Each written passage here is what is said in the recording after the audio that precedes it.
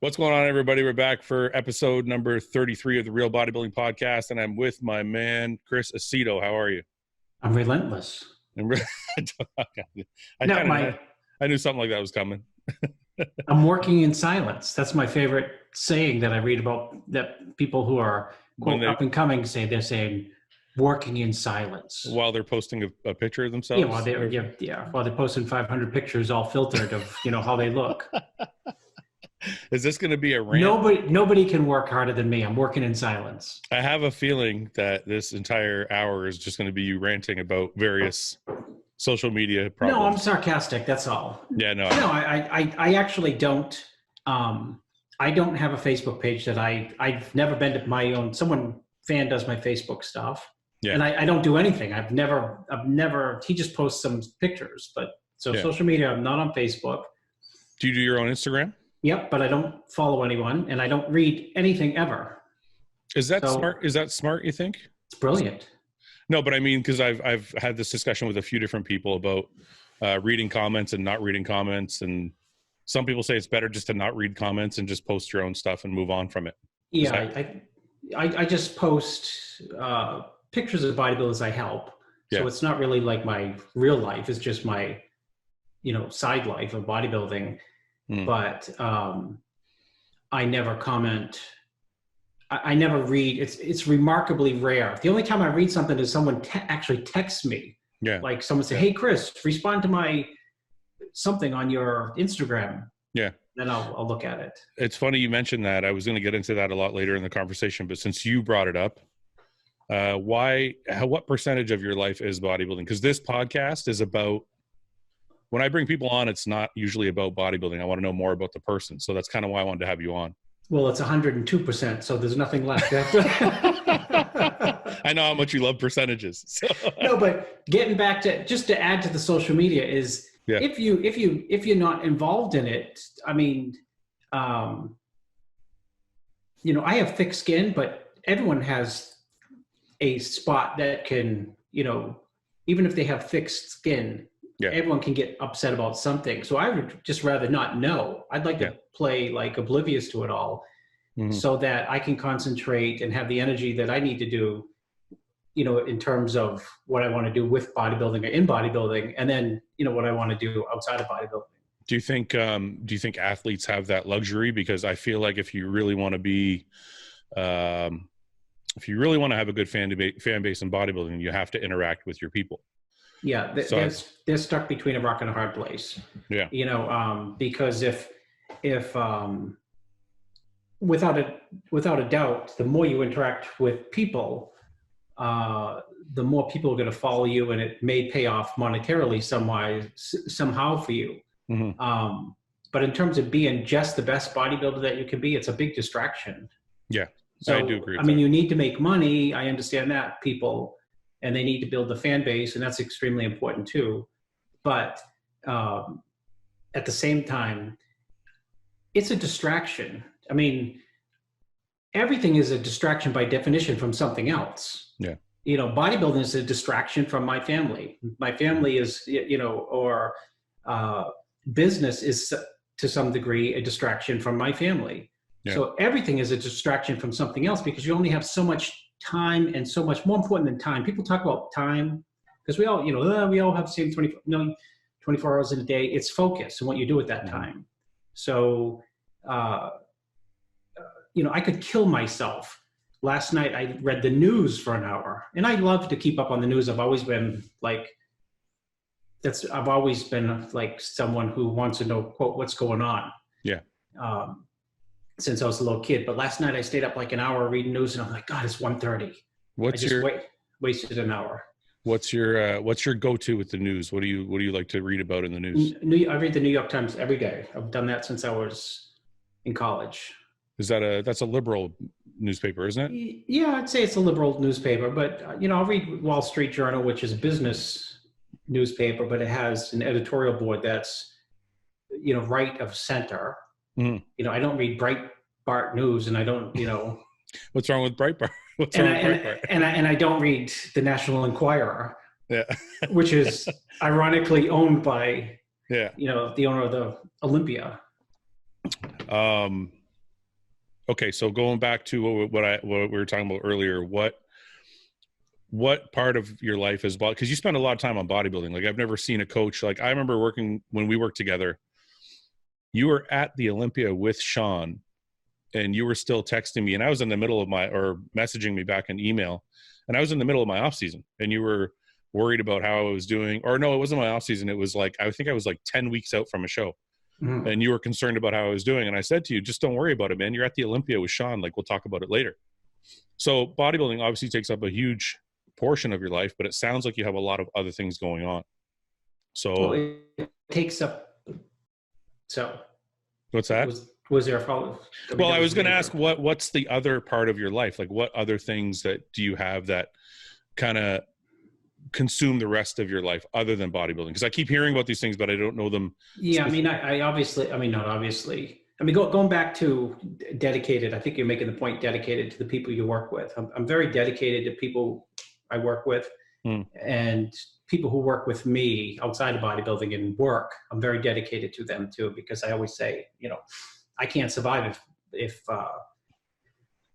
you know, if the plumber is not there, the electrician's not there, the guy who sweeps hallways is not there, I cannot survive. I cannot, you know what I mean? I can't run my stuff the way that I need to run my stuff. So everybody's important. And, you know, that, I don't know what year that was. I was helping you. I think that was 17, but I can tell you 2018, Olympia, was it 17, 18? I was helping 3 guys from like Saudi. Yeah. And they were in my room. I didn't know this. Just like you told me that story, I don't remember like saying, oh yeah, you know, checking in with you like, you know, 10 weeks out and Sean's doing the Olympia, but it was after prejudging, and the 3 guys were in my room after their prejudging, and Sean came to the door. I didn't know, you know, knock, knock, knock. And I, oh God, who's this? I opened up the door. It's Sean. I said, can you come back? And so that's just, you know, can you come back? And that's Sean. Sean's like, yeah, sure, sure, sure. I mean, he's like 3 doors down. Yeah. And so these guys did whatever they did, you know, it was like they were getting ready for the amateur Olympia. Yeah. And off they went. And then I called Sean. I said, okay, come by. And they've told me that story at some point, you know, thereafter. And I said, I did that. I said that. I told him to come back. Well, it had to make him feel special. I mean, that's the potential Mr. Olympia, right? Yeah. It was either make them feel special or like, you know, let me finish my train of thought with them before I can think about something else. Yeah. Yeah. What's the history of Chris Aceto? Because I know did you compete or just bodybuild for fun? No, I competed. I mean, how long did you compete for? 17 to like 21. Okay. Not a lot of contests. Did you win any of them or? I won my class at the Teenage USA. I won my class at the Collegiate Mr. America. I was second at the Collegiate Nationals in my class. So why'd you stop? Because I didn't have it was a distraction from what I really wanted to do, which was focus on like real life, like business essentially. It's, you know, it's hard unless you can do something with bodybuilding and make money. Yeah. You know, when you're a bodybuilder and you want to be the best, you have to give 102%. And if you give less than that, you're not gonna, you know, it's like a track in track and field when you see guys running 100 meters. Yeah. You have the guy outside of Usain Bolt, let's say, who smokes everyone. You know, 3rd, 4th, 5th, and 6th and 7th, they're like, you know, this close to each other. Yeah. So you have to go to the nth degree in anything to be successful, but bodybuilding, of course, is unique on itself. You have to go to, unfortunately, the nth degree. And I didn't want to, my mind was always a business. I had a business mind from a kid. Were you, when you were 21, when you decided to kind of hang it up? Is that what you're saying? More or less 21. And part of that was, it's funny, it might be a defeatist attitude, but I thought like, God, if I can't win the overall at these shows, you know, I know what I'm doing. Yeah. You know, what I'm dedicating to it, I have no life, you know, so I don't know where else I can go. Like, I don't know the next step in terms of level of dedication. Yeah. So, and I know people who have beaten me are some of them are kind of like winging it. You know what I mean? Yeah, I died in 7 weeks. You know, how'd you do? Well, I beat Chris in the show. So I was thinking, like, what if these guys go to the nth degree? Yeah. So I know it was a very crowded field, and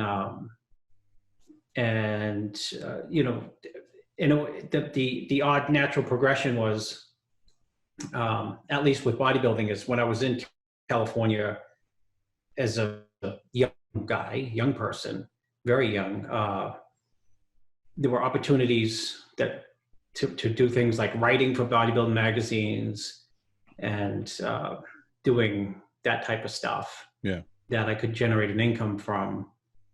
And, you know, sometimes, not that I was ever thinking professional bodybuilding, ever, never crossed my mind, but I would see people who are professional bodybuilding struggling, which was a weird idea for me, because I thought professional should be connected somehow to making money. Yeah. Yeah. I mean, I was young and naive. If you had to look back at it now, and I'm not saying you regret anything, but let's say you could go back to being 21, you understand now, obviously, that it might have been a rash decision to retire after one loss. Well, I mean, there were a few shows that, you know, that I couldn't win overalls. I don't think it was rash. You know, it's a decision that I don't have any regrets about. Yeah. But when I look back and I see pictures of myself, I say, God, that was really good. I didn't know. You know, I mean, you do the same thing, right? I mean, every competitor says, God, why didn't someone tell me for that show I was peeled? You know what I mean? I would have been confident. Yeah, I've been there. You know, geez, why didn't someone tell me? You know, I would have fought for that win when I was second or third. That's right. So, you know, I didn't know.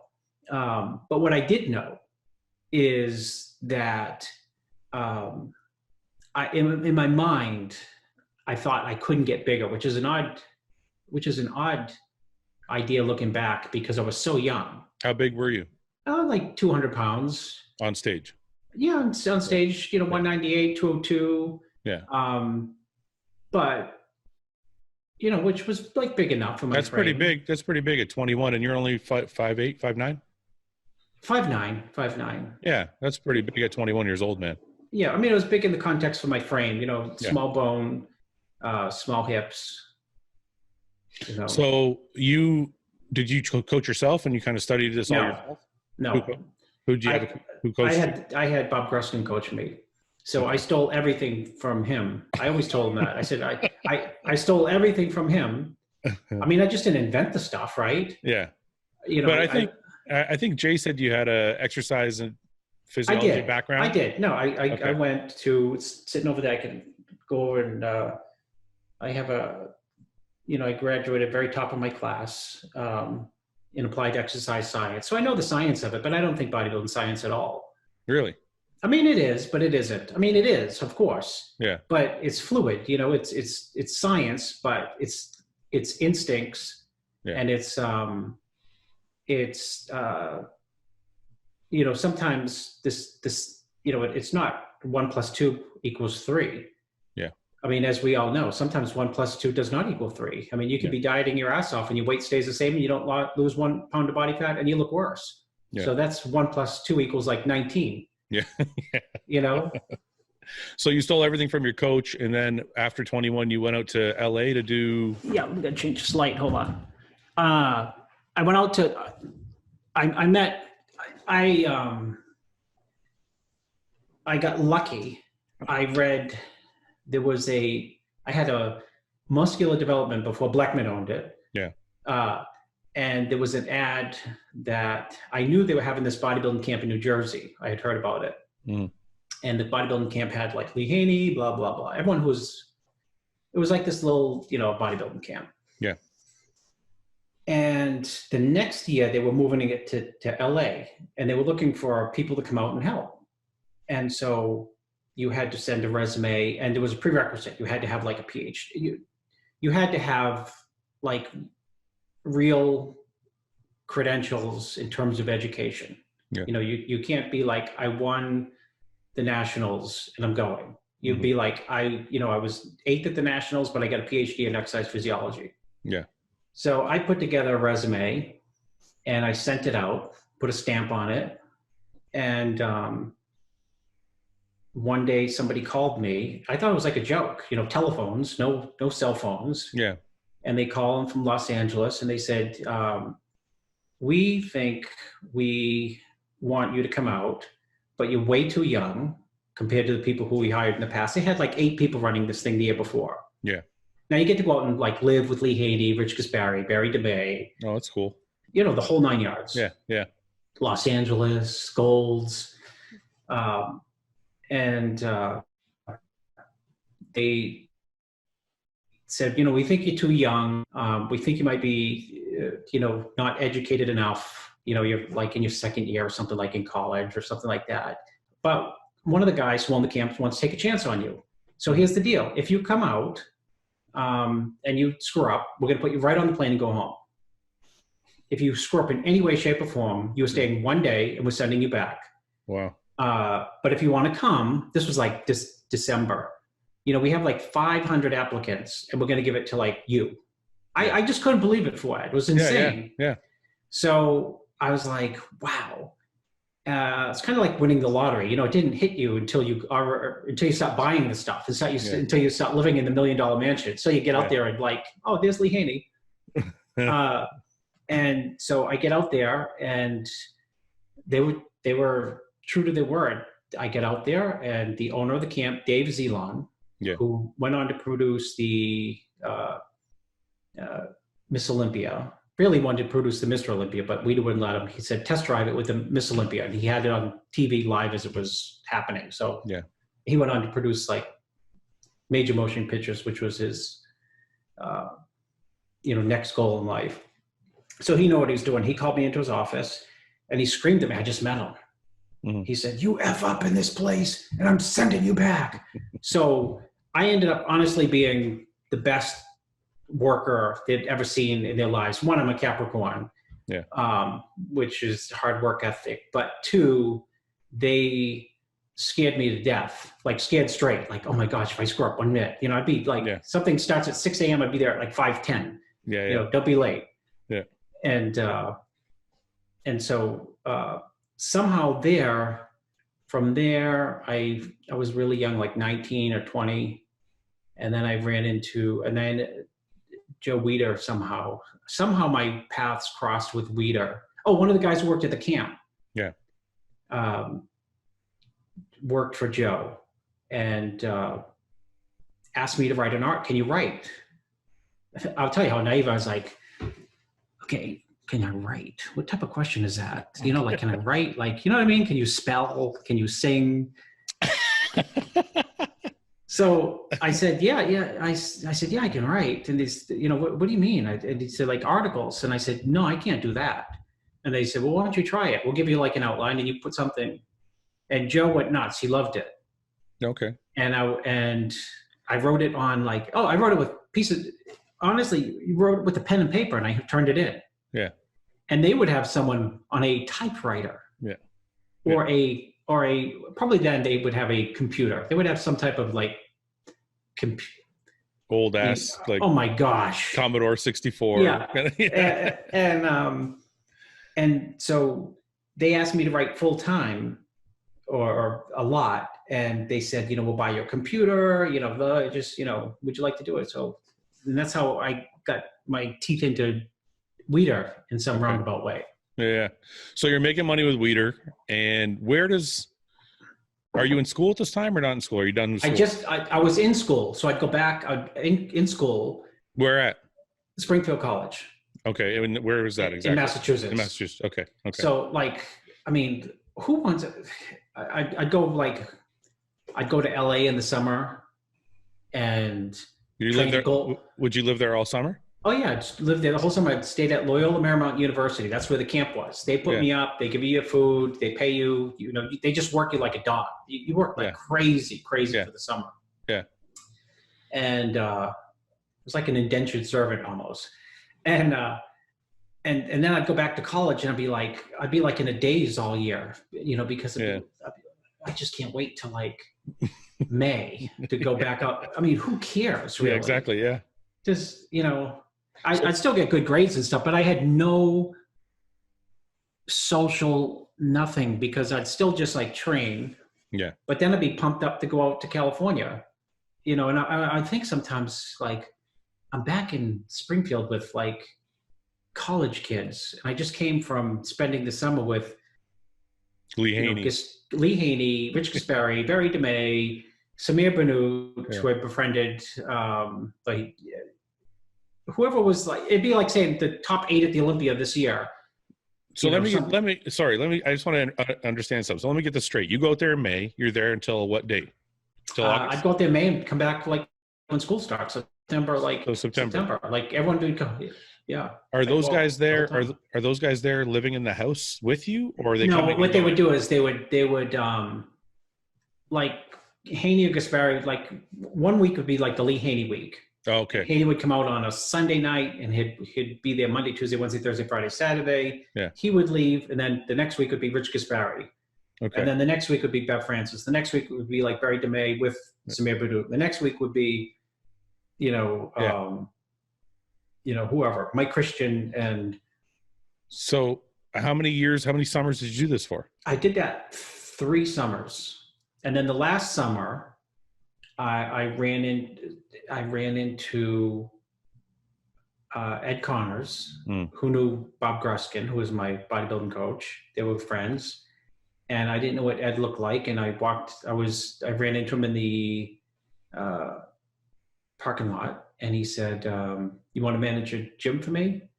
I look at that. I was thinking, oh, listen, I went from being able to go to California to live with Lee Haney, right? Yeah. As a college student, and writing articles for Joe Weider. I thought he was talking about managing Gold's Venice. He's like, no, the gym is like, I was out in the boondocks and somewhere that he just opened in California. He said, no, I'm not leaving this, there's no way I'm leaving the beach, this breeze and all that. So he said, what are you doing for money? I said, saving it, nothing. Mm-hmm. And he said, well, I heard you work with bodybuilders, in the gym. I don't know what that meant. Like, he didn't say like prepping them for shows, like helping them. Yeah. Were you coaching people at this time? Yeah. Okay. Yeah. And so he said, I'll get a deal for you. I help bodybuilders, and if I can send people your way, can you help them for free? And I'll give you a free office next to my office in Gold's, and that's it. And so, like, I was off to the races the next day. I moved in the next day. He gave me a parking spot that I could park my junky car there.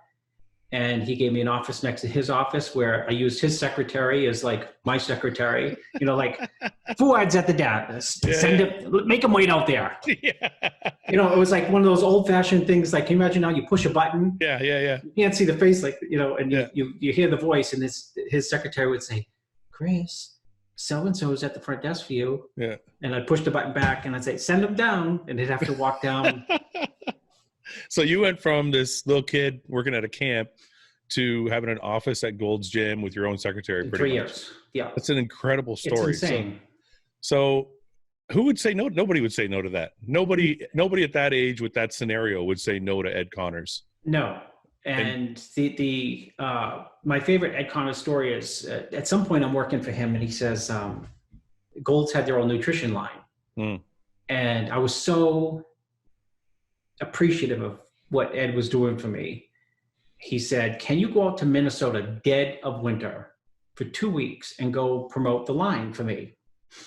Gold's, they had their supplements. What you need to do is you need to teach people in the stores about nutrition, basic, simple stuff, and how they should sell the nutrition products to customers. And I said, yes. So he gave me his credit card, and he said, you set it up. You set it up. These are the towns. No Google Maps, no nothing. These are the towns. These are the times you have to be there. Yeah. These are the people you got to meet with their telephone numbers. you can go from town to town. You'll figure it out, Chris. But here's my credit card. And you can, go out there and it'd be a good experience for you, and, won't cost you anything. So I fly into like Minneapolis or something. Fuad, I rented the cheapest car you could. Like I went to the, in those days you could rent used cars from places, Yeah. So I rented the car, and every night I'd have to stay in a different hotel. Well, I'd get to like Minneapolis and I'd spend like an hour. I'd stay at like 30 minutes out in like a grotesque. Why? Because I didn't want to spend Ed's money. Oh, you. So instead of taking advantage of him, you were being extra polite. Yeah. Just say, okay. And so I didn't eat one meal out. I went to the grocery store, bought all my food, and I was buying like tuna fish and bread and rice. Yeah. And one day I was so burnt out, I went to the movies and I went to a restaurant and got like a chicken sandwich. Yeah. And so when I came back, I gave him all my receipts. Yeah. And he calls me in like 2 weeks later on that little thing. Hey, Chris, come down to my office. And okay, I'll be right there. I run right down. And he's got the manila folder and he throws it at me. He said, sit down. And I'm thinking, oh my God, he's going to be pissed that I get that chicken sandwich in the movies. He says, what is this? I couldn't talk. Yeah. I thought I'd let him down. He said, where did you go? And I thought, like, where'd I go? What'd I do? I'm in trouble. He said, these expenses don't add up. You were there for 2 weeks. You rented a car. You stayed in hotels. And, little did I know people who would work for Golds, they go, rent like a Rolls and stay at the like Ritz and eat out every single meal and, put hookers on the, credit card, for God's sakes. Yeah.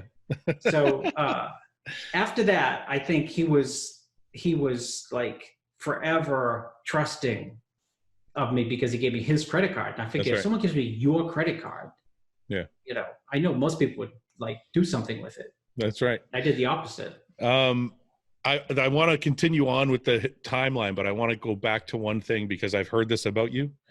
Are you like extremely cheap or thrifty? Because this is like a common theme I keep hearing about you. Not cheap. I just hear that you're very responsible with money. I never have money because I save it. I never have money because I save it. Like I'm always broke because I save it. Like if someone asked me, you have any money? I said, no, I have no money this month because I already budgeted and put it away what I wanted to put away, which is an aggressive amount to save. So whatever I have left over, for myself, I mean, my kids have money, but for myself, I have nothing. Where does that come from? Because I'm jealous about that. Like a lot of bodybuilders, you probably know because you coach so many of them, we're all fucking horrible with money. Buying Jordans or buying food out or buying this and that. And it's just like, you either have to make more money so you can live or you just end up broke all the time. So where does that like thriftiness come from where you're like nowhere to save? I think I would say maybe it came from like my father always told me to save money. And, I'd hear stories like of my grandparents who grew up in the Depression, that they had nothing and I didn't want to end up that way. Yeah. But, I don't have lots of sneakers. But I've always thought that, money is meant to be invested and enjoyed.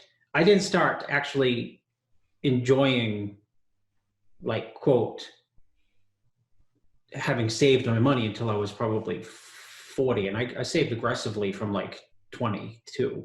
Yeah, that's it's really. I mean, I went without like, I mean, I did a lot of things. I mean, I didn't do a lot of things that other people did because I wanted to be able to save enough so that when I wanted to be able to spend money, I could and not have to worry about being broke. That's really unheard of, especially at 22 living in LA.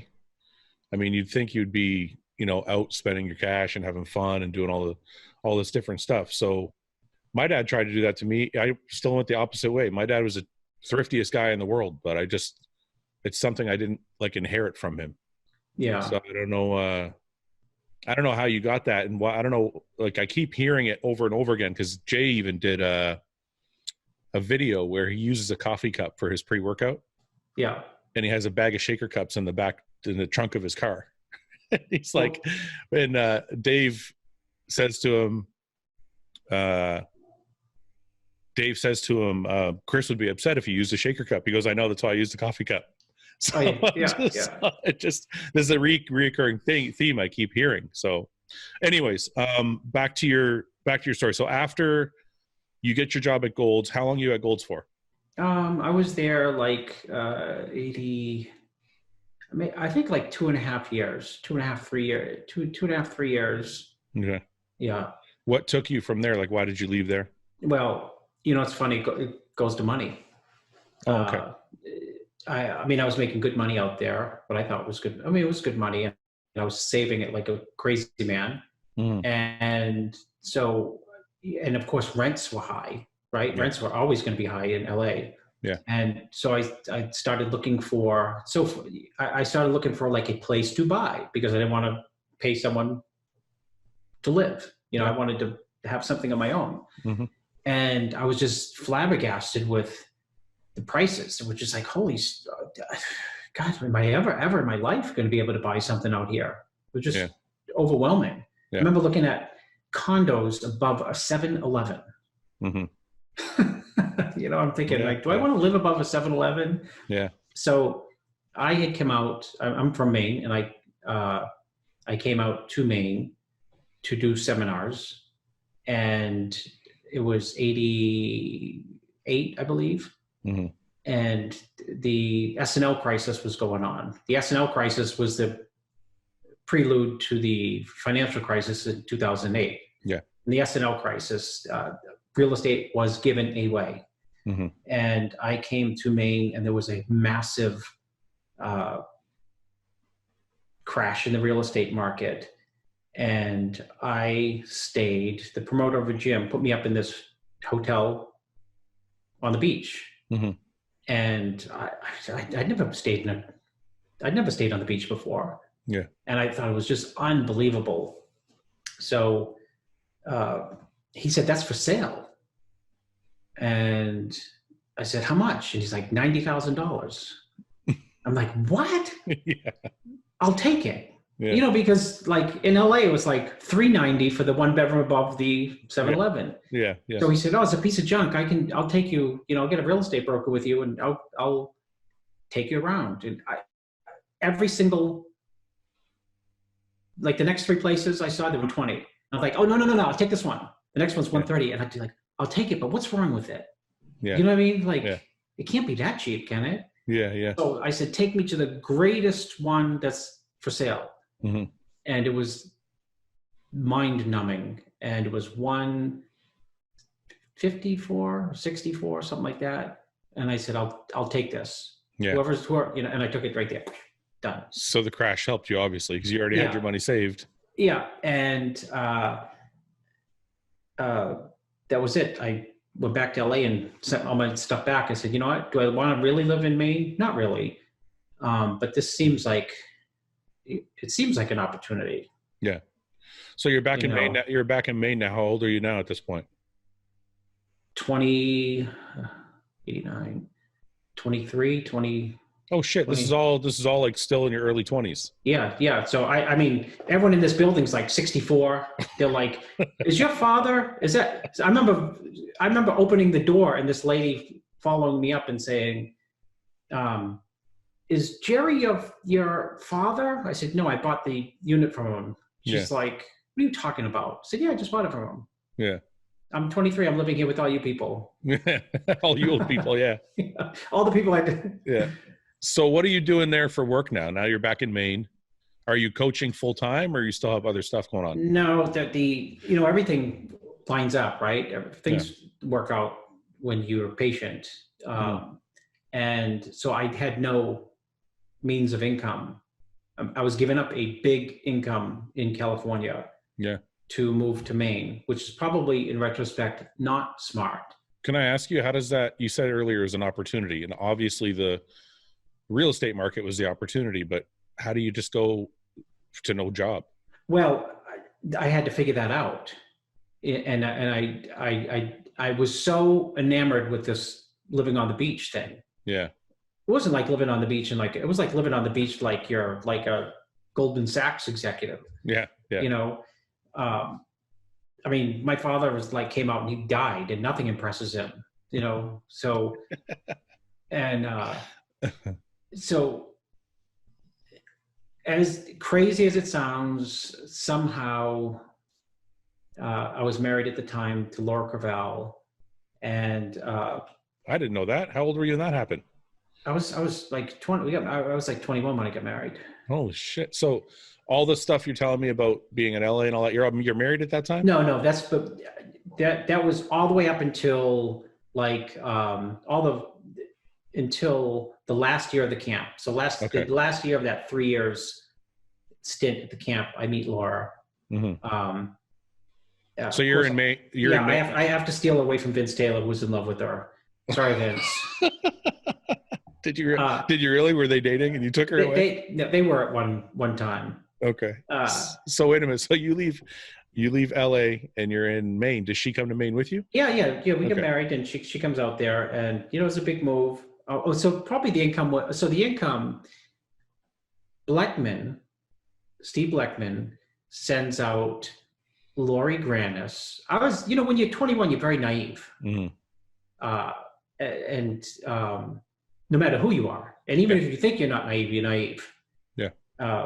So amazingly, Steve Bleckman sends out Lori Granis, who was tight with him, worked with him, came out to LA. Lori Granis stayed in our apartment. We had a nice apartment. I had a really nice apartment in LA, not the typical, you know, it was nice. Yeah. And she told me, which was kind of bizarre, Steve, who owns Twin Lab, wants to sign you to a contract. I'm like, sign who? You know, you and Laura. And I said, for what? You know, to endorse his supplements, Twin Labs. And he's starting this magazine, Muscular Development, and he sees that you're writing for Joe. Oh, okay, I get it. Except Steve tells people he gives me a start. Isn't that funny? He says, I gave him a start. Of course he does. Of course he does. I was like, wait a minute. So I was writing regularly already for Joe, for Muscle Fitness and Flex. Yeah. And so he said, I'll give you a contract. So he gave us like a 3-year deal. Mm-hmm. And that allowed me to buy time to, you know, to have an income from somewhere outside of LA. Yeah. So when we moved to Maine, the source of income was from MD, Twin Lab. And then Business Mind, I started Fuad, like sending out tons of flyers to people, you know, you want to see me and, you know, Laura do a seminar and guest poses. And I mean, we were. Would you guest pose too? No, I'd do it like a seminar. And she would do the guest pose. And I mean, we had like, and we'd sell tons of stuff. It was different back in the day, you know. Yeah.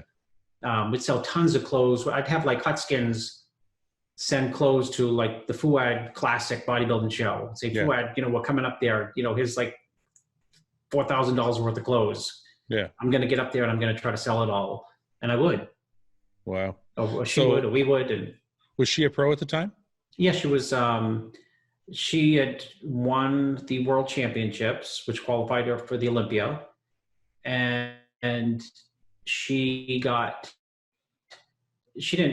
to her first Olympia in New York in '88 and placed outside like top 10. So her next show, she got invited to the Olympia, which was '89. And I mean, she got 6th, but she was the, you know, the Hadi Chupin / Patrick Moore of the show. You know what I mean? But just like, whoa. Yeah. So much so that, you know, it's so crazy. I mean, I knew her from the camp, but Corey called like after that show and said, you know, you can win this show.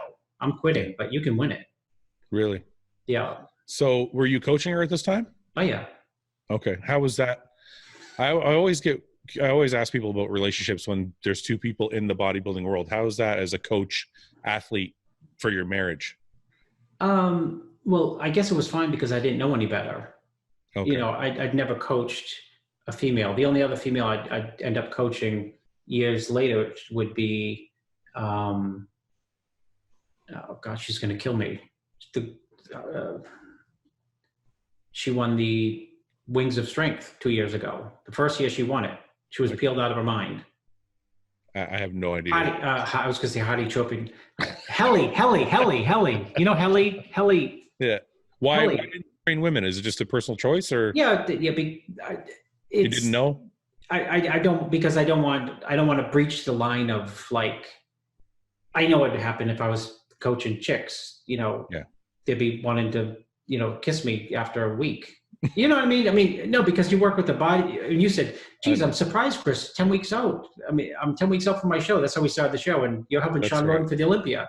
I know how I would be. I'd be like, hey, Candy, how's the, you feel tighter today? Yes, Chris, I miss you.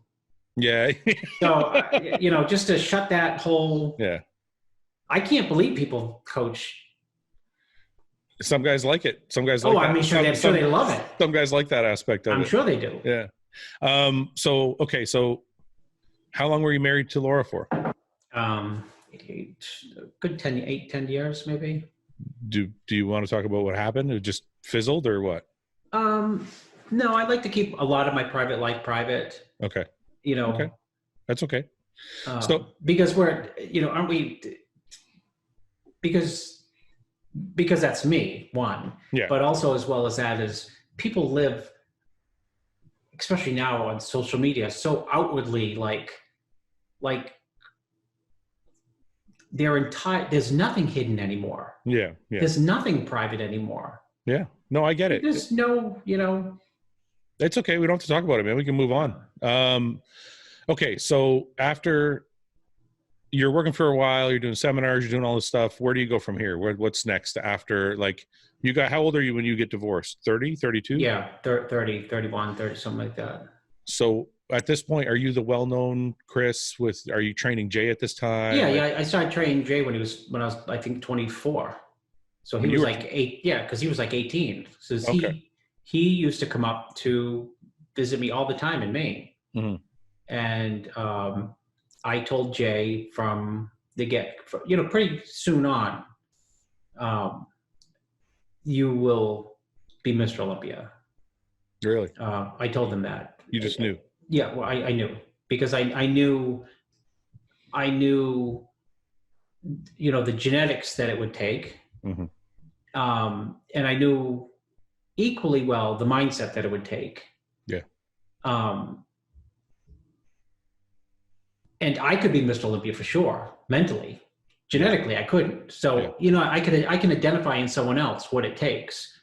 I don't mean to insult people by saying I could be Mr. Olympia, but I have that mindset. I get it. To, I can build something big, mm-hmm. because I know what hard work is, and I know how to avoid mistakes, and I know how to learn from others without making mistakes. Yeah. I know what focus is, and I saw all those things like in Jay, and I saw those at a really weirdly young age, 19, 18. So I said, I told him, from the get-go, you're going to be Mr. Olympia. He thought I was nuts. Well, any kid would, if somebody comes up to them and says they're going to be Mr. Olympia. Yeah, but I always say that I'm right usually. Yeah, but I was like, I'm always right. But you sound like George Farah. That's what George Farah says to everybody. Yeah, but he tells everyone. I only told Jay. I told Jay, and I told Jay would run Coleman down. I told Jay, you will run him down and get him. Mm-hmm. And I told Roden, you will run down Phil and get him. Yeah. Let me ask you, when you tell somebody you're going to be Mr. Olympia, and I feel like, I don't know if you talk about it or do it intently, but I feel like you like to get into the minds of your athletes a little bit. Was any of that confidence boost, or is it just something you firmly believed? I believe. I don't. Because I don't try to boost people's confidence, because you have to have some level of your own confidence. I mean, I guess it's nice if someone believes in you, but let me rephrase the question. I'm sorry. So obviously I'm not saying you blew smoke up his ass. Obviously it's something you believed. But was there an element like, I need to tell this person what he's worth to get his mind right? Or is it I was telling him because I was so excited because I knew I'd be there. Okay. That's the only reason I tell him like, Jay, you're going to be Mr. Olympia. Can't wait. Can't wait. Did you know it would take that long? No. No. No, because I was helping other people at that time too. I was like, heavily involved with Mike Francois, who I thought he could, but I never did tell him he could. But I did tell him he'd win the Arnold on his birthday. I told him that. Why didn't you tell him he could win the Olympia? Because Dorian was scared, was a little, okay. It was, I'd seen Dorian in person. Yeah. So I think that was a stumbling block. And I saw Jay more than I saw Mike, because Jay lived closer to me, so I got to interact more. Mm-hmm. Was there anybody you coached in the 90s that you thought could have beat Dorian, or was he was just the guy you knew he was going to be the guy? No, I think Dorian looked. I don't think I don't think anyone who knows me, I think everyone is beatable all the time. Period. Mm-hmm. I'm never. Maybe it's a Capricorn. I'm not impressed with a lot of things. Things mm-hmm. don't impress me. Like people's big houses don't impress me. Infinitesimal money doesn't impress me. It's very impressive. Yeah. You know what I mean? Yeah. Lee Haney, when I met him when I was 18, incredibly impressive, but I'm not like overwhelmed. Yeah. Like, oh, it's Lee Haney. Yeah. So what do you think that is? I think it has to do with knowing that everyone is fallible, and everyone, if they're fallible and have weaknesses and insecurities, they're beatable. And there's always someone richer than you, bigger than you, right? There's always someone richer than, like we thought 8 years ago, no one would be richer than Warren Buffett. Now a lot of people richer than Warren Buffett. We didn't think anyone would beat, in sports, you have, Mike Tyson, we thought he would never get beat, ever. Yeah, and he's losing 6 straight. So is that why you don't have that like fanboy kind of in you, because everybody's got their own issue? Everyone's got their own issues, that I am sure of. And, it's hard to transmit to other people. But I know like early on, Jay got that. We never even discussed it, but people have their own worries, insecurities, fears.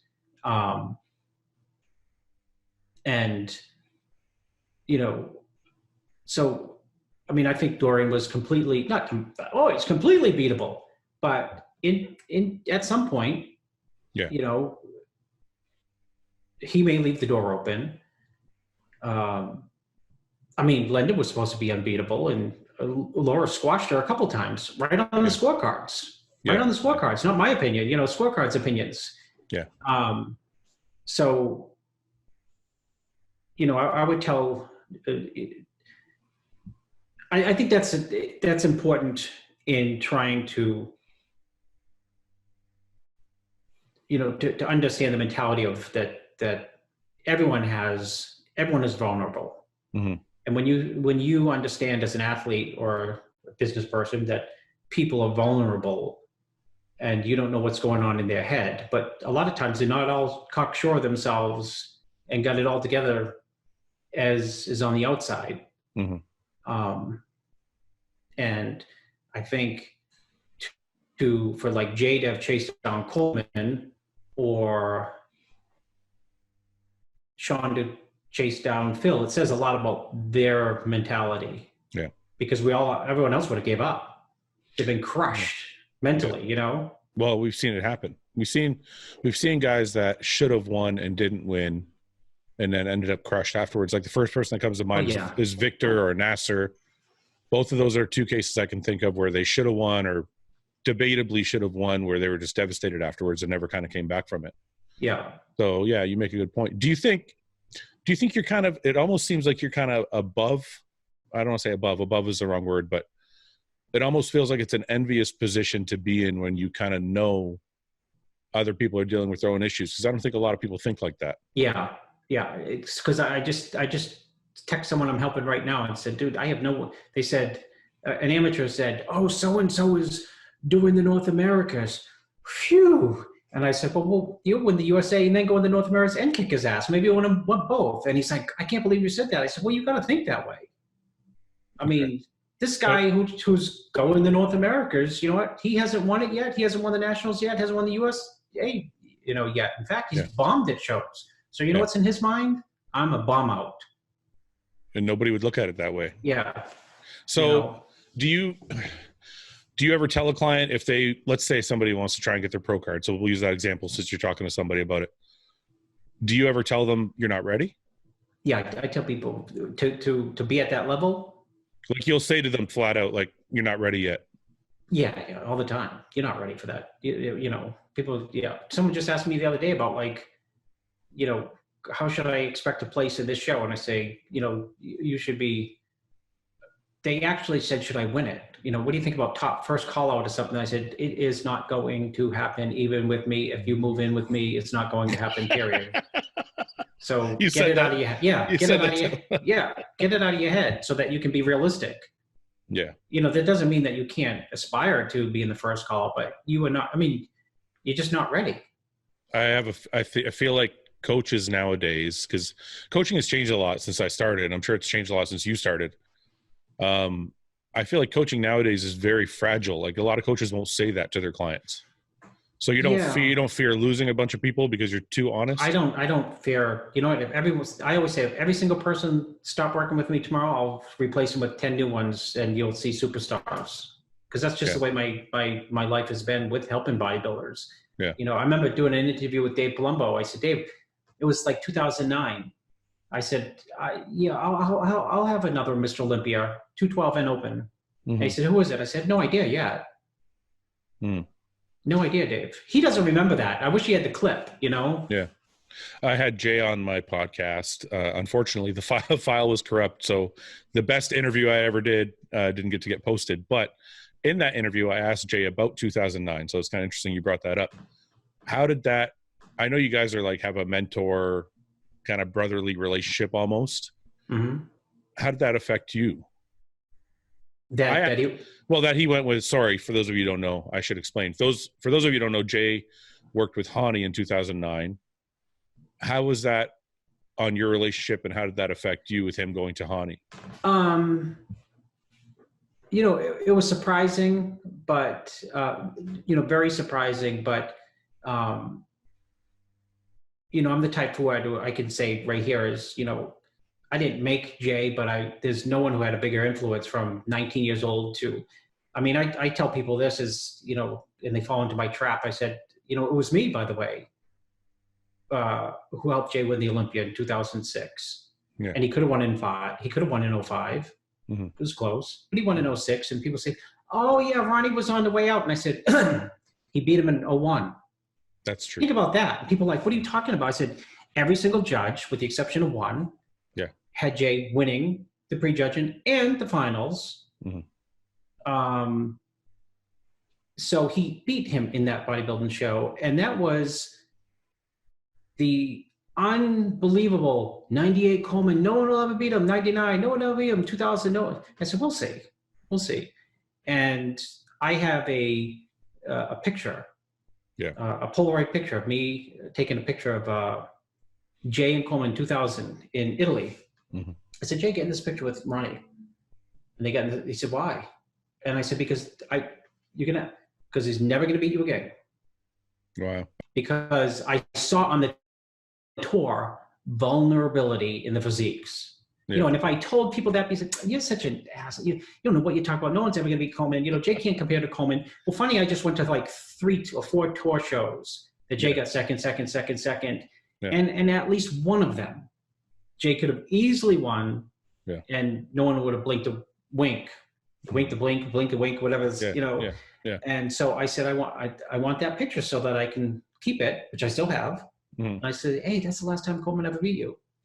And that was, so Jay took the entire year off. Mm-hmm. And came into the Olympia that year, and that was history making, really. It was history making for so many reasons. Unfortunately, it was a 2-day show. Yeah. If it was a 1-day show, Jay would have won for sure, without a shadow of a doubt. It was so shocking to people. Yeah. It was be like going to the Olympia this year, and some guy who was 13th or 8th Yeah. just demolishing the show. Like Patrick Moore walking in and winning. Yeah, but with Phil in it. You know what I mean? With the defending or Roden and Phil and the whole gang. You know what I mean? Like with nothing against Curry. No, I got you. Yeah. But Phil was like, and Ronnie, you know, they had a string going. Yeah. Yeah. So, but in that context, you know, funny is Dave asked me on the radio show. He said, you know, is Jay working with Sting? I said, yeah. You know, I said I'll have an Olympia. Don't worry about it. I didn't mean it in like a mean way. I said, you know, I meant to say I'm really talented at this, Dave. I'll find someone, and that someone, and the focus immediately after that was actually Eduardo Correa, because he came from amateurs. Yeah. And he could have won, you know, at certain shows, 212 title. You know, Eduardo was impressive. I think politics played into some decisions. Always plays into some decisions, including 2001. If it was a one-day show, yeah, they wouldn't. You know, of course, after the prejudging, everyone's talking about Jay. So what are they talking about? God, is he going to win? Are we going to give him the title? Should we give him the title? You know, I mean, Christ, Joe's still involved at that point. You know, yeah. You think Joe didn't make a panic call? Why would so you brought up politics. Why do you think the politics went in Coleman's favor?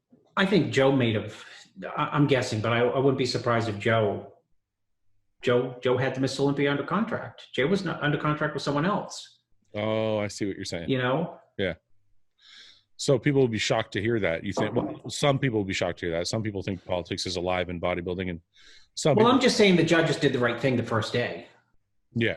And they changed their mind for some reason. Yeah. So what kind of pressure goes with, I imagine the pressure, let me rephrase it. I imagine the pressure of coaching a Mr. Olympia is probably insane, but you seem to be very cool about it. I have none. I have no pressure whatsoever. Okay, but wait a minute. Can we just please explain to people what this consists of? You basically have a guy who in your hands could win $400,000 and become the best bodybuilder in the world. And it's all kind of in your hands, and you have no pressure in that? Zero. Why? Because all I care about is the relationship. I only care about one thing, a few things is, do I really add some type of value for the bodybuilder? Does he actually listen to me? You know what I mean? Because I'm definitely gonna be smarter than every bodybuilder I know. Mm-hmm. Only because I have more experience doing it. The history, you know, in terms of prep. And a lot of times, no matter who they are, they're ready to crack under pressure. I really don't care so long as they end up looking good. I mean, there's a lot of shows I've been to where so-and-so could have won or so-and-so could have won. And it's like, you know what, you look great. You know, judges, it was a tough decision. And I had you winning, but I can see Fouad's point, you know, why someone else won. And, you know, it's funny is when Roden won the Olympia, I've never been to the event after the Olympia. And Sean said, are you coming to the event? I said, what event? What am I missing? What event? I never even knew. How did you not know? I don't know, because I'm not into like... For those of you who don't know, there is a dinner after the Olympia where, explain to everybody gets together and they have dinner. I'm too cheap to buy the clothes. You don't want to buy this. Just go in your fucking warm-ups. Who cares? Just show up. I'll borrow your $1,000 suit for people like, look at that. God, this is how big that is. So I used to be big. So what happened? So he invites you to go. And I'm like, I'm going to sleep, dude. I'm tired. I'm going to, it's just, I made a video. I went to 7-Eleven. I got chicken wings and a Diet Coke, and I sent that video to Jay because I know he knows my mentality. I'm like, here I am, Jay. Roden won the Olympia. I'm going to 7-Eleven. I videoed it on my phone. Are you serious? Yeah. And I said, I'm going home to eat. I'm going to eat it in my room and fly out tomorrow. Why don't you? Honestly, because you know what part of it is, Fouad? To be honest with you, I'm a little envious because most people have to go to the event. They have to be seen. They have. I'm number one. I'm number one. Yeah, I'm the guy. I'm the coach. I'm the guy. Let me tell you. Yeah, and I'm a little envious that you just don't give a shit. Yeah, I don't. Why don't you give a shit? Like, why? Why don't you give a shit? Because, part of it is, shouldn't Sean Roden be the superstar? Or shouldn't Kamal be the superstar? I mean, I'm going to Qatar next week to do some like seminars with Kamal. It's a little embarrassing, because to me, I think he's the superstar, and I think bodybuilding prep coaches can add, invaluable, help. But at the end of the day, as prepping for a show is, holy smokes, it's insane. I mean, it can get really intense, physically, mentally, emotionally, and, the guru's here like this on this computer, right? Eat a muffin. and then when he wins, I like to do the opposite though. Is when Sean did win, I was trying to like play it up. We have some funny video after he won. It was mostly throwing like other people under the bus. I can imagine what it was like. Yeah, it was me being sarcastic with other coaches. So now you're a 3-time Olympia winner, and you haven't shared in the joy, like the joy right afterward. Like, do you even care? Even at home when you're with your chicken wings, no, and you don't sit there and feel like a sense of satisfaction. No, I only feel guilt if if the person didn't look the way I look, the way I thought they would look. That would probably hang with me for a long time. That's messed up, right? So you feel the guilt, but you don't feel any pleasure. I know. Okay. It is. Just wondering if you know. No, I mean, I do know it. I mean, but I can say that, most of the time, people tend to, quote, hit it. Yeah. And people who know me, though, in the hotel room, I mean, the stuff that comes out of my mouth in a hotel room is just ridiculous. Mm-hmm. I mean, the negative things I've said about Phil, jokingly in a room, or, or Flex Lewis. I must have had like 13 people qualified for the 212 Olympia. Yeah. And I've said so many, negative things about him, joking, because I admire his physique and, what he's accomplished. Yeah. So that's fun. But we don't have the luxury of beating Flex. Yeah. Except when Kamal won and Flex came back to congratulate him, I said, I can't. He said, congratulations, Chris. Flex was, happy. He's known Kamal for like 20, since he was a teenager. Yeah. And I said, there's no happiness for me, Flex, because I'm still bitter about when Eduardo should have beaten you. And I thought Jose should have beaten you one year. And I thought that. So he gets my wacky humor. One of the things I always wondered was how come. I would think if there is things like politics that it would hurt you because you're very outspoken. And you're usually very outspoken about the judging. Yeah. And it never seems to come back at you. Well, because I think that when I criticize judging, I'm always open-minded to I could be, it's my opinion. Yeah. One. And it's a sport built on collective opinions. That's all judging is. It's a collective group, Mm-hmm. 4 guys have, Ronnie first at the night show in 2001, 5 people thought Ronnie posed better than Jay versus 3. And then when they did their final comparisons at the end of the day, 6 people thought Ronnie, looked better in those final comparisons than 2. Yeah. But, I'm not even careful. I'm not careful. I mean, because it's like black and white. I'd never say like, and this judge, he's an asshole, mm-hmm. or this judge, cheats on his wife. I mean, it's like bizarre. Yeah, but sometimes I try to keep it professional as best I can. Yeah, but it seems like you get away with it more than others, and maybe it's because of the time you've been in the sport. Maybe you've built up enough street credit, as they would call it, but. They don't seem to penalize your athletes for your outspokenness. I remember in 2000, I don't know if you remember this, 2008, it was at Dallas Europa. You were coaching Tarek El Satoui. And That's a long time ago, dude. I know, you probably don't remember, but the judges called him in fourth. I was third. That was the first year I qualified for Olympia. Yeah. And you stood up and you yelled bullshit as loud as it's the only thing you could fucking hear in the auditorium. And I was like, I hate Chris. I'm like, fucking Chris is an asshole.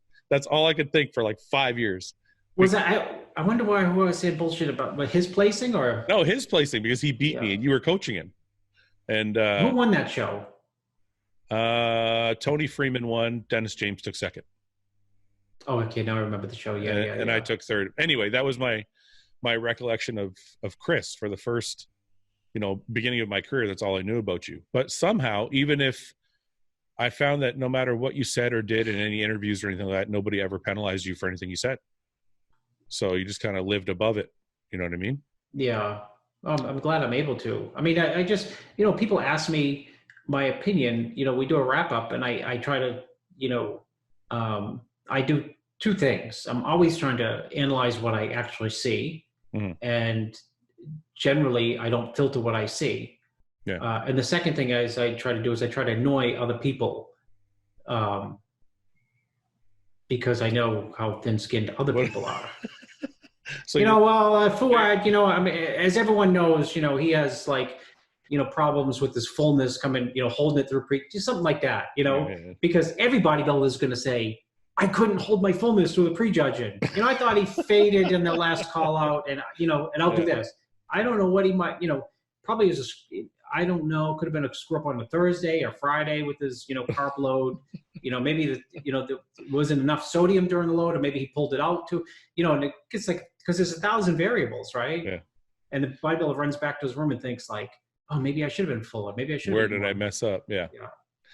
So 30 years in the game, 33 years in the game, something like that?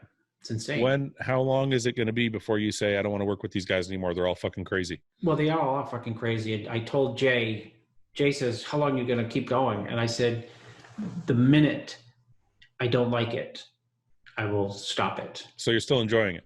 Yeah, I'm still enjoying it. Yeah. I'm enjoying it. A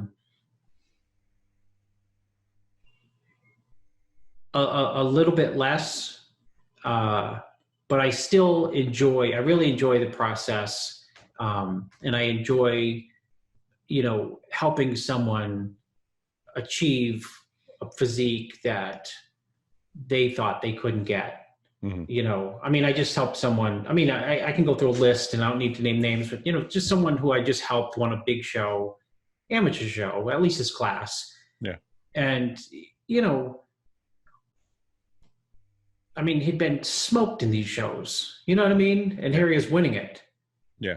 And it's just like, I'm like, well, that's what I expected. I knew that was going to happen that way. I just knew that he was going to, win the class, if not the overall. But the satisfaction is not really in winning, it's just in the excitement for the person to achieve, their dream, or even if it's not their, it's not to be corny, but it's either their dream or, to get a pro card, or just the idea, like, I just never thought I could look like that. Yeah. I had a lot of people say to me, I just never thought I could look like that. Yeah. Why are you enjoying it? You said you're enjoying it less now. Why do you think? Because people are enjoying it less. Really? What does that mean? I mean, I think that the, people, compete, and they compete to look their best and this and that, but they want to shut Fouad up. You know what I mean? They want to shut the haters up. And it's like, damn, you're bringing this all on yourself by being so mistakenly misguided, involved in social media. I just want to shut so-and-so up.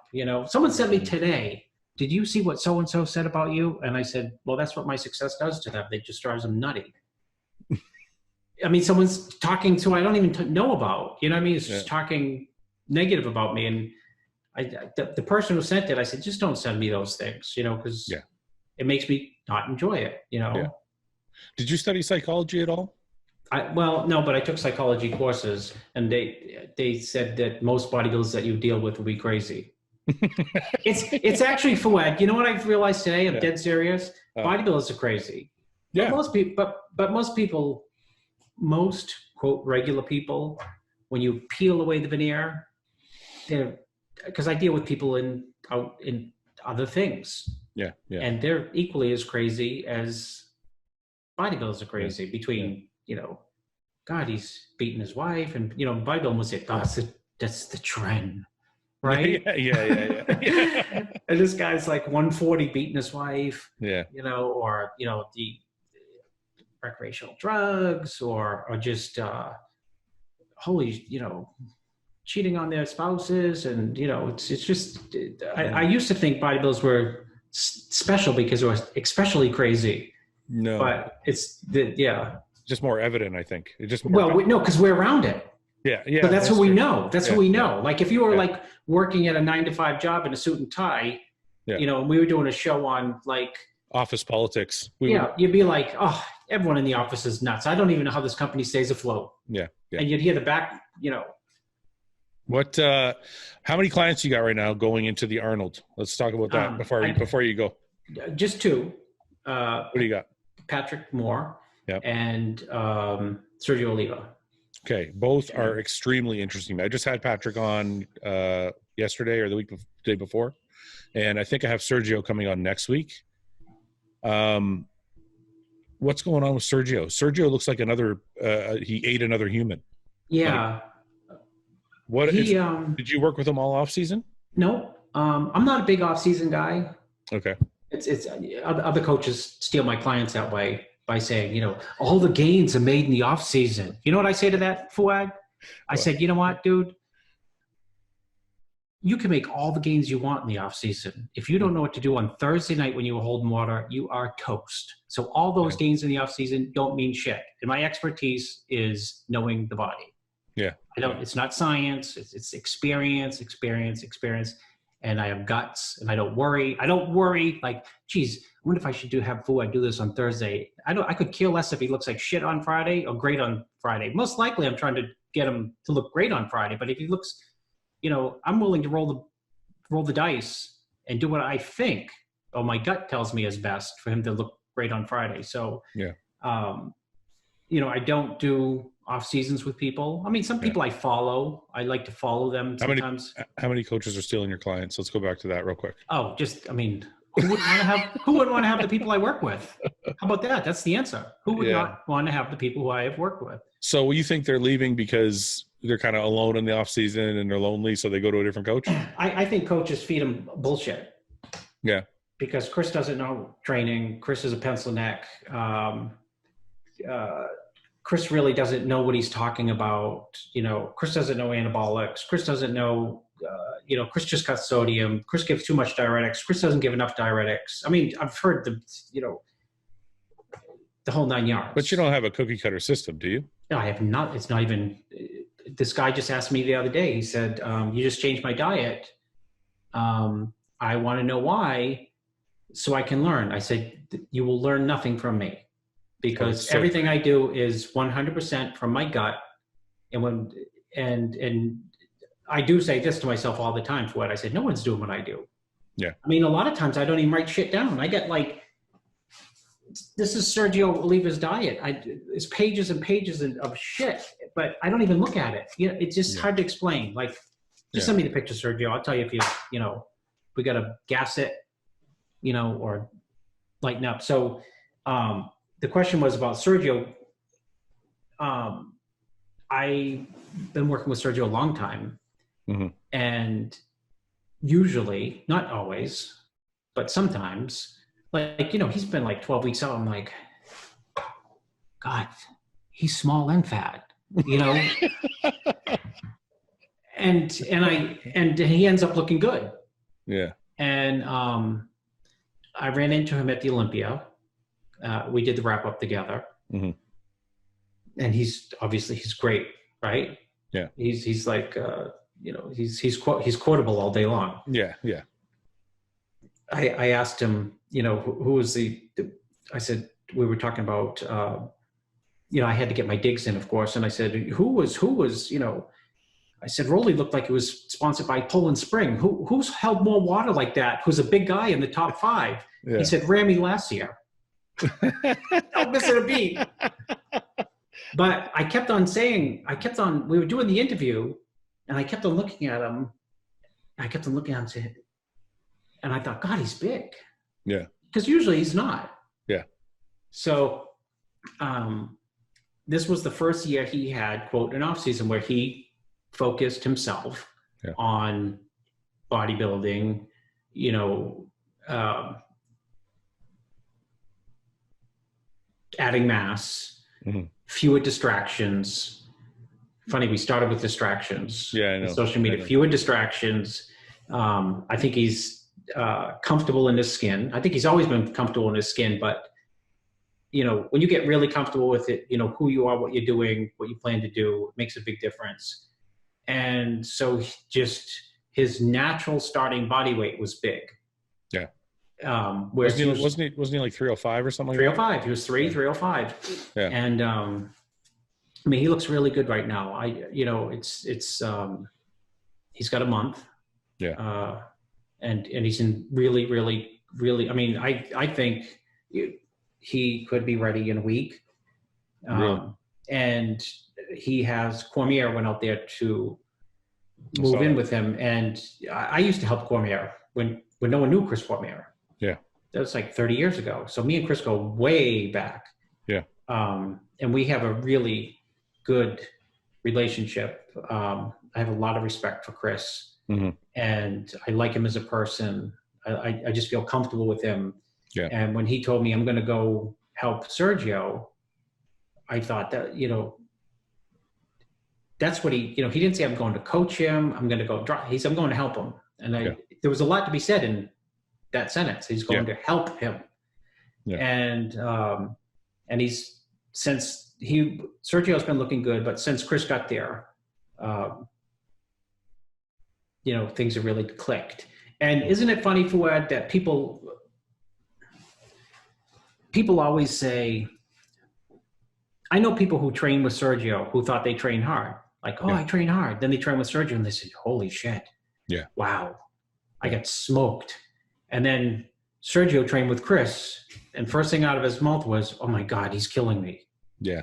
So there's always another level. Yep. You know, and you know, in bodybuilding or in business, there's always someone sticking it harder than you. Yeah. Where do you think, I'm really excited to see both your guys, actually. Patrick really, really impresses me. But I'm really excited to see where Sergio places, because I've always loved Sergio's physique. Like Sergio at the New York, I think New York was his debut, wasn't it? Yeah. Absolutely blew me away. Yeah. So I'm really excited to see what happens at the Arnold. Where do you see him? You know, I don't know, because it's such a great question. Because you never know until you see them next to others. Yeah. Right? Yeah. It's like when, you know, so many times usually when someone looks really, really good, like in the hotel room, it does show up on stage and you say like, oh yeah. It's even more impressive on stage. Yeah. So, you know, it's contrasts to what else is there. You know, who knows what level of conditioning other people are going to bring. And you know how it is. They could be super hard, but flat. I know you can't predict anything, obviously, but the lineup is pretty much the Olympia minus Brandon Curry and minus Hadi as well. So, but you have the addition of Rami and whatever else. So assuming everybody's in good shape, you see him in the top three. Like, I don't know what he looks like anymore with all the added size. That's why I'm hesitant to say top three, but the way he looks in some of his posts with the size he has, if he comes in with the same shape he had in New York, it's going to be hard to beat. I don't know. You know, I think he looks really good. Yeah. And Cormier says he looks really good too. So I do this. Well, if I think he looks good and Cormier thinks he looks good, then he must look good. Because if I thought he looked good and no one else was seeing him, then maybe it's just me seeing improvements. That's right. Yeah. You know, because I asked Chris, I said, Chris, do you think he's big enough? You know, do you think he's big enough? And then Chris, oh yeah, he's big enough. I think you know, is the real condition there, Chris? Do you think? You know, because he's seen him in person, and he said, yeah, everything's right there. You know, he's there. So, you know, it'd be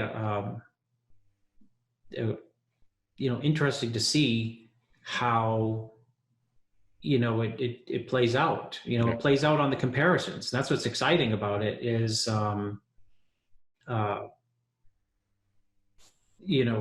it's comparisons. It's almost like, before Roden won the Olympia, I remember did a preview for RX Muscle, and everyone's like, Phil. I'm like, fuck Phil. I said, do you think the judges? I said, let me tell you something. I mentioned Steve Weinberger by name. Yeah. I said, I don't think he really gives one crap who wins the Olympia. Yeah. Phil. I always told Sean, if you give them something that's bewildering, you're gonna win. Yeah. Because at a show like the Olympia or the Arnold, the last thing the judging panel, I think, for the most part, in 2020 wants is retribution. Yeah. Like they want to judge it so that it's like done. Mm-hmm. And there's no like, oh, Fouad got a gift and was, second, he should have been eighth, or, this guy. So that it's just like, we had our show, you guys had your chances to come in. And I think you saw that like at the last couple Olympias, where people pretty much place where, more or less, they pretty much deserved, so to speak. Yeah, there's a couple things here and there, but for the most part. There's always going to be. And even that, like, people ask me about how did so-and-so place at the Olympia, Patrick Moore. Yeah. Like there's, go through the list. I mean, top 5 are pretty good, Yeah. I mean, it's one thing and I always say this, I may be critical of judging with what is only my opinion, but I still have great respect for judges because, for the most part, because I'd never want to do that. And I don't even, I'm not really that good. I'm really good at figuring out, like, is bodybuilder A better than B? And I can figure out A, B, C, and D. But when you get like 13 and everyone's in shape, if me and you were judging, the first thing I'd be like, okay, I got Curry winning. Who else you got? Who do you got? Yeah. And I'd probably be saying, why? If we were judging, Manuel would hit me over the head and say, why are you talking to Fouad? I need advice. I'm not 100% sure. Yeah. I think we should be able to break it down. We got to take a break. We got to take a break here. By committee, yeah. Yeah, by committee. And I think as a judge, I should be able to talk to get some advice from. Let somebody talk you into your whoever you chose. I can't make the decision. What do you think? I have 2 more questions for you before you go, and I want to. I don't want to put you on the spot, but I know you also like to just tell it how it is. So the first one's a little bit harder. Who is the client who gives you the most trouble or takes the most work mentally? And is it anybody people would know, or is it some obscure amateur that no one's ever heard? Sammy Ghanem gives me more. He just won. He's qualified for the Olympia in the Classic, and he just won. Not Niagara, but whatever else was the Texas show. Yeah. And I'm guaranteed he's watching this at some point. He'll watch it. And I've told him anyway. I said, don't annoy me too much, or else I just won't help you. I said, it's just not gonna. Why is he annoying you? Like he needs mental focus, or is it more like he needs reassurance, or just the diet he needs changed every day, or what is it? He needs like eat an apple. Green apple or red apple? Oh no, not one of those guys. Can I peel it? Can I peel it, coach? Or can I, just. I know some of those guys. You know what? I'm a macro guy, and economics is macro, micro, and I could give a crap. Google stock went down today. They had a bad, and Tesla went up 20%. I could care less about the daily fluctuations. I need to know, like in the broader scope, what's going on. And that's how I do diets. I don't really care if you're flat today, full today, tight today, soft today, watery today, not holding water. I just need to have in my head over period, are you getting better? But you make changes so often. Like that was one of the things I realized about you is I do tweak things. Yeah. You make changes like on almost a daily basis sometimes. Yeah, but you might not see those. Those might, But you're saying they might reflect in 2 weeks. Yeah, unless you're Cedric. Cedric's got to be a challenge. Cedric told me once, I said, hey, keep your carbs low for like 3 days. And I said, hey, I said, see, you look better. And he said, yeah, but we don't know had I keep them the same, had I even looked better than I look today. He's a mind fuck, man. You can't mess with Cedric. He's okay. The second question, coaches, who drives you fucking crazy the most out of all the coaches that are like just around, the coaches that are around, who they are? They're all nuanced. George drove me crazy only because he talked negative about me and offered to, he will deny it and say that I don't know what you're talking about. But, Fuad comes off the stage and Chris is helping Fuad, and Fuad gets a close second. And, brother, you could have been fuller. Yeah. Of course you could have been fuller. Brother, you little flat. Yeah. If I help you, I give you magic diet to make you full and tight. Yeah. So, he's harmless to some degree, but that's the only person I've tried to steal literally every single person. You ever get mad at the client for leaving if they leave? Like, have you ever lost like a friendship? I mean, you seem like you're pretty friendly with your core clients. Yeah. The people who leave, I'll forever give shit, but I always, they're leaving. Anyone who's working with another coach, there's got to be something there, which they never relate to you, right? Yeah. They always say something phony like, I'm going a different direction. Yeah. My answer is like, you mean you don't like winning or coming in? you don't like and like a stratospheric rise to the top, because that's kind of sort of seems like where we've been going. Yeah. I mean, that's happened. Do you take 40% of their money? I don't take a dime outside of what I charge them, and I don't expect a dime outside of what I charge them. I think it's, it goes back to Chris Aceto is not 212 Mr. Olympia. Yeah. And Mr. Olympia. Kamala Gargny and Sean Roden won those titles, or Jay Cutler won that title, or, whoever won, blah, blah, blah, blah, blah, won titles. Yeah. And I mean that with every fiber of my being.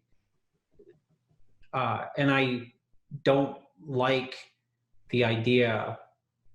Well, I think I will not deny that I may have been instrumental in that success. But the idea that I'm the man, this is just, it's not in, it's weird. Yeah. What, sorry, go ahead. No, and that's my number one pet peeve with coaches. Yeah. If you ask me, I like to boast, to make fun of it. I'm really making fun of them. I'll say if it wasn't for me, Sean Roden would be cooking, Jamaican patties in, at some resort in. Yeah. What do you have to say to, I know you do the show with Dave over at RX, and I hear this all the time. I think mainly from Lee Priest, but about how, why do the guys have coaches and gurus, and it's ridiculous, and everybody should coach themselves. I've always been of the belief that, man, even professional quarterbacks have quarterback coaches. So I always why are we doing trial and error, man? We should have a coach like everybody else. It's the stupidest comment ever. I'm in full agreement with you. Why do you think? I could come up with a list of things. Okay, fine. Let's leave. Fuad, I went to a closing in October to buy a big building. Yeah. It's impressive. Mm-hmm. And I brought this with me. Yeah. A pen. Yeah. Because my lawyer. That's right. Looked at a contract for 9 weeks. Yeah. And even in the contract, it says, if I screw up in this contract somehow, and somebody makes a mistake, we can go back. I mean, why do people have coaches? Because they work and they're successful. But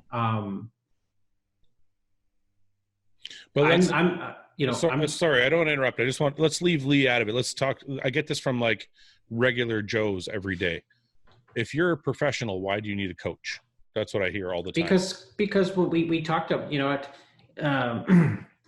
there's this guy, he's a boxer. His name is Muhammad Ali. And he had this guy named Angelo Dundee in his corner. Yeah. And Angelo Dundee was his second set of eyes. Angelo Dundee was the guy who would know when his star athlete needs to step it up. Angelo Dundee would be the one who knows where he has to relax or step back. I mean, of course, the athlete has an awareness of his body. He's not stupid, and of course the athlete, knows the fundamentals and basics and so forth. But in every sport that there is, a successful person has a coach. And I mean, my resume has all kinds of people on it. I didn't bamboozle those people. I've never approached one person in my life. Hey, John Smith, you want to work with me? Yeah. Every single person, everyone always has approached me. They are approaching me, or they can approach another, and there's many good coaches because they think there's something to benefit them. I mean, they're not stupid, and just because Sean Ray did it, it's just and Lee and Dorian did it, Gaspari did it, so what? Yeah. Brandon didn't do it. Yeah. Neither did Sean Roden do it. Neither did Phil. Neither did Jay. Neither did Ronnie. Yeah. So I think that poo-poos the idea that that there's no benefit to having a coach. I mean, Fouad, I'm very aware when it comes to a lot of things. I just take in a lot of stuff. I go to soccer games or football games with my kids playing, which I know nothing about the sport. But I pay attention to the coaches, and see what's going on. And I try to learn, there's always some common thread of, you can learn from a soccer coach. You can learn something from a soccer coach. I come back from a lot of soccer games or soccer practices and think, gosh, this guy's smart, man. He understands his athletes. And yeah, I think that, Elon Musk asks people for advice. Yeah, no, I get it. And Elon Musk does not have hammers, and Steve Jobs couldn't fucking program, dude. Yeah. He didn't. He'd tell people, "I want this phone," and they'd say, "It can't be done." His whole job was to say, "Well, figure it all out." He didn't know what he was. I mean, he didn't know how. He was the visionary. He didn't know how to do what his people were doing. I have a real estate company. I don't know how to change a lock on a door, and that is the truth. And I'm too lazy to learn. Yeah. But I know. So I get it. Yeah, I get it. Last question before you go, since just because you've been around for so long, you've seen everybody come and go. The common thing now is to bash guys of the modern era and say that the guys in the 90s were the greatest. Yeah. Why, if people are right, why do you think they're right, and are they right? That the bodybuilders in the 90s were better than the modern day bodybuilders. I mean, with coaches, is it distraction? Does it go back to distraction? Because that's what people are pointing to. Well, we got their phones and they're videotaping and this, and they're not training hard. And I think that's all bullshit, but I'd like to hear what you think about it. Are they better than the guys from the 90s? Yeah. I personally don't think so. I think we're being shown photos from... Well, let's put it this way. I love Lee Labrada. Yeah. He was pretty good. I love Rich Gaspari. He was pretty good. Yeah. I think Brandon would smoke those guys. Yeah, that's my point. So, but they're talking more like if you put Kevin Levrone on stage at the previous Olympia that just went by, would he win? No, he would not. Well, let's see. Levrone at his best. It's hard to take someone at their best. Or the best Flex Wheeler. Does he beat Phil? No. Yeah. No. Really, no. Yeah. I don't think so either. No. Personally. I mean, let's take a fifth placer. Ramy. How would he do against Nasser? Yeah, he's big. I mean, right? Yeah. Yeah. No, I agree. Let's take Ramy and put him up against who do they mean in the 90s? People are usually talking about the core guys in the 90s, like Dorian. Well, the people are wrong on, people are generally wrong. That's another one of my, the stock market's through the roof right now is at its all-time high. It's probably a good time to sell because the collective wisdom of everybody is usually wrong. Okay. And to say that the guys are better in the 90s, I mean, who do they mean? I mean, well, if you took the top 5 or 6 at any Olympia in the 90s, those are the guys they're talking about, really. Sean Ray, Kevin Levrone, Chris Cormier, Flex Wheeler. I think, Gates, Nasser, these guys. Yeah. Marcus Rule. People bring up Marcus Rule a lot. They want to see Marcus Rule next to Marcus Rule. Marcus Rule would be like last on conditioning. Really? From behind. Yeah, from the back, I could probably see that. You know what I mean? They'd kill him on the glutes and hams, because he didn't have any glutes and any hams, and yeah. I mean, people, I hear that. There was, I think what's different in the 90s is like what was different in the 80s, where everybody's bodies looked different. You can't tell me that, like, Bob Parris's body was different from Barry DeMay's body, very unique, different from Haney's body. Picture those, different from than the Bradas, or Mike Quinn, and then moving on to Flex Wheeler was totally different than like Cormier. Flex was actually smaller than Cormier, just smaller joints. Yeah. And then you fast forward up to where we are now, and I think people have more muscle, and it's more conditioned muscle.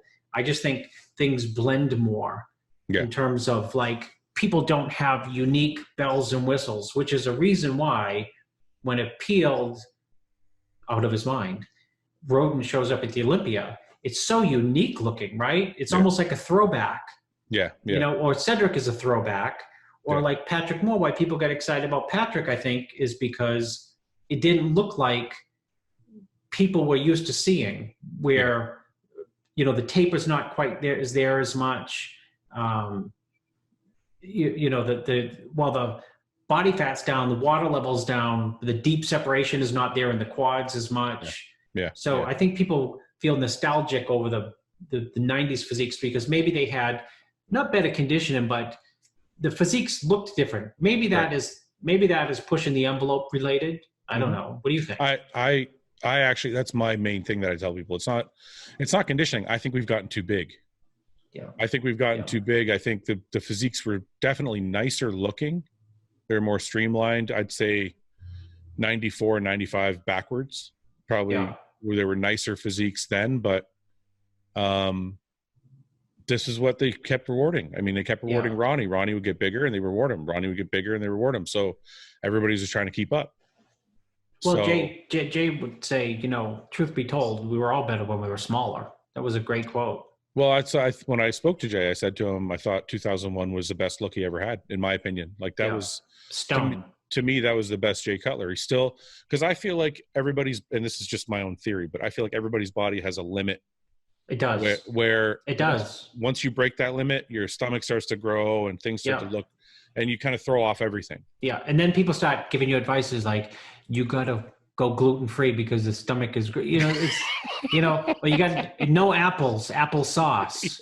You know, it's the way that's bloating you. Yeah, yeah, Right? yeah. You can't eat, you know, you got to eat deer meat, not cow red meat. Yeah, I've heard it all. Trust me. It's like, I'm pregnant. You know what I mean? It's like when you're pregnant, there's no going back.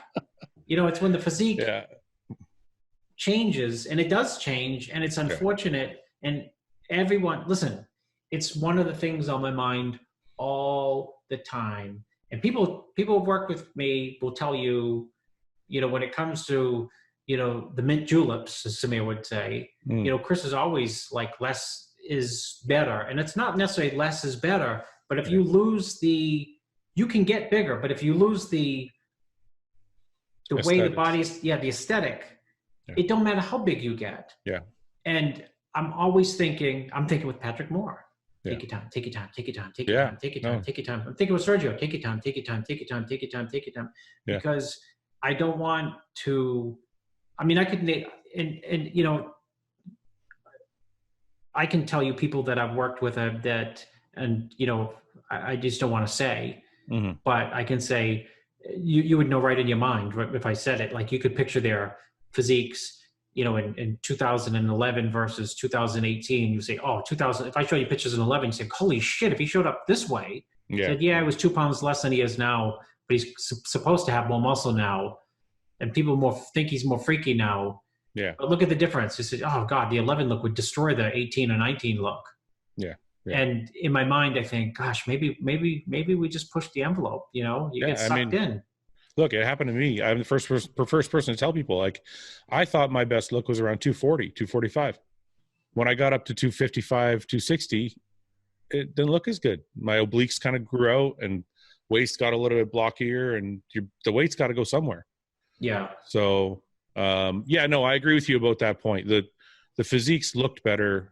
Even though the conditioning is good now, we're blurring all the lines with more muscle. So I don't know how to go back from that, though. I mean, I think guys have done a good job of bringing their waists down a bit, but I still don't see the separation that we used to have. Yeah, you know what's funny is you say that is I'll give you a good example is and he probably placed where he deserved to place, but he could have been higher. And it's just last year at the Arnold, I was helping Luke. Got third. Yep. And Raphael. Yeah, great bodybuilder. And they pulled Raphael. And Raphael, when he came out, I said, you know, when you're watching the show and you're like, whoa, that looks better than I thought too. Wow. Yeah, wow. Yeah. You know, it's like, whoa.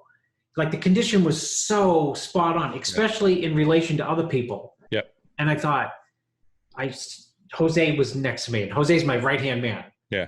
Yeah. And I said, is he big enough? And Jose said, yes, he's big enough. You know, he's shooing me off. Stop the nonsense. I said, I'm like, are you sure? I said, stop worrying about it. You know, you stop thinking about it. Yeah.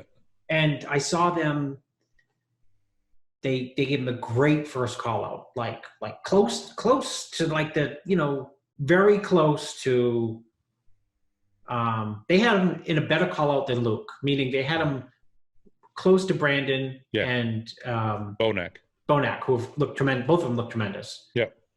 And you could see, okay, Raphael doesn't have enough muscle. Front delt bicep, say, well, he, you know, gosh, you know, he holds, there's poses where, you know, he looks right. You know what I mean? He doesn't look like the biggest up there, but in terms of detail, like very clean lines and like flow and small waist. And, you know, that call out is like, wow, they're going to have him third or fourth. And then I'm like, you know, he did start to flatten a little bit. Did he really? And I was like, yeah. And I said, God, I hope Steve speeds through this. Stop this prejudging. Get this over before, if he takes another look, I wonder how close another look. And he made another, like towards the end, they called him again, and then they gave him that, that shitty when they say, okay, you know, Raphael and so switch, and they put him on the edge. Yeah. The point I'm making is, it is what it is. They said he's not big enough. That's my point too. The bottom line is they you know, they say he's not big enough. Yeah. And no, he's not, quote, big, but I think he's good enough, you know, to place higher than he's been placing in some shows. Yeah. And you know, the concern is you know, you get bigger and you say, God, remember that package I brought back in 2019? Look how good I looked then. Yeah. You know, but I was 16 pounds lighter, you know, and then people start doing, you got to hit your last spread this way. No, my waist just got wider. It's not, it's, you know, I know. On the front double, sit on your abs. Like, yeah. What do we do? What do we do to go back to Raphael? Cause I think his physique is beautiful. Like he's got it everywhere. Did you freeze again? All right. Before we're having some technical difficulties. So I will let you go, Chris. We've been on for a while, but before you go, is there any message you want to portray to anybody out there who is kind of like, as a coach, is there any message you want to give anybody? I am the #1 guru. No. All right. You know, the message to bodybuilders is that this is a sport that, I mean, you can't rush things. And I am telling you now, when you try to rush things, it's like the investment that goes up quickly and then blows up and then you lose everything. It just takes a long time to build, you know, a good physique. And you got to be wary of people promising you the world, or you got to be wary of people telling you, you know, if you do X, Y, and Z, you're going to gain 20 pounds in, you know, 2 months. Someone just asked me, what if I take this? Can I gain 20? And I said, no. They said, how much should I expect to gain? I said, 2. Yeah. Yeah. I try and I said, and you won't notice it. And 3 of it will be covered with fat. Yeah. So you have to be really patient to build a quality physique. And you know, we're in the age of people pretend that they'll do anything it takes, meaning they say that and they'll do that until they do anything it takes, and which they don't really have to do. Mm-hmm. And they're misguided, and then they hurt themselves, they hurt their health, and they realize, you know, what have I done? Mm-hmm. And you know, it's I'm always looking out for the person. You know, I'm not 20, I'm 53, but even when I was 20, I was thinking, God, I might have to, you know, if I want to get big, I might have to do some things that I'm not sure I want to do. Yeah. And I, you know, looking back, I mean, I don't have any regrets or anything, and don't think that I would have been, you know, but I didn't do a lot of things. Mm-hmm. And just, you know, moved away from that. But people get caught up and they hear things, and they do things that then they end up, you know, sooner or later, oftentimes regretting. Yeah. No, I think it's a good message for people, especially with all the different YouTube videos out that are out now, kind of telling people they can do this in a week and that in a week and everything. So it's good to hear right from the one of the top gurus in the industry. I know you don't like being called a guru, but that's right. One of the top coaches in the industry that it's going to take time. So anyway, Chris, I appreciate you taking the time, man. Thank you very much for coming on. We didn't do any X's and O's talk. So maybe you'll come on again at a later date, and we can. You can. I don't even know what the X's and O's are, but you can ask Sergio the X's and O's. I'm sure he can answer. Sergio can answer any subject, any question on any subject. Is that true? All right. Well, he's pretty. He's a jabba jaw. All right. When we'll get him on, we'll get into it. But I appreciate you coming on, man. Thank you very much for the time, Chris. Okay, welcome. All right, brother.